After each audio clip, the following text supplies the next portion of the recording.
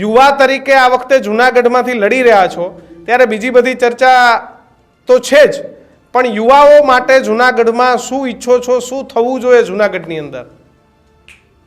વધારેમાં વધારે યુવાનો માટે થઈને ડેવલપમેન્ટ થવા જોઈએ, એમને સ્કિલ્સ માટેનું, અને ઘણા બધા એવા ફેક્ટરો છે કે જે યુવાનો માટે થઈને સરસ રીતે થઈ શકે. સ્પોર્ટ્સની વાત કરીએ, બીજી અલગ અલગ આપણે આજે હું નોબલ યુનિવર્સિટી ચલાવું છું જ્યાં 6000થી વધારે છોકરાઓ મારે ત્યાં છે. તો એમને આજે આપણા દેશના યશસ્વી વડાપ્રધાન નરેન્દ્ર મોદી સાહેબ જે છે કેટલી ઓપોર્ચ્યુનિટી યુવાનો માટે થઈને લઈને આવે છે.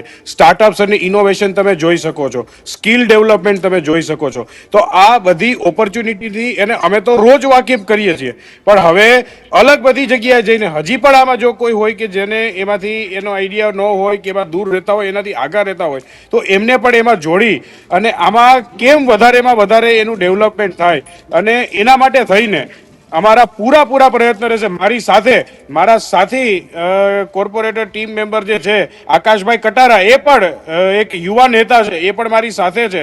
અને વધારેમાં વધારે યુવાનોને કે જે દેશ માટે થઈને, ગુજરાત માટે થઈને, જૂનાગઢ માટે થઈને કંઈક કરી છૂટવાની જેનામાં ભાવના છે, એ બધાને એની સાથે ખભે ખભા મિલાવી અને કાર્યકર તરીકે અમે એની સાથે ઊભા રહીશું.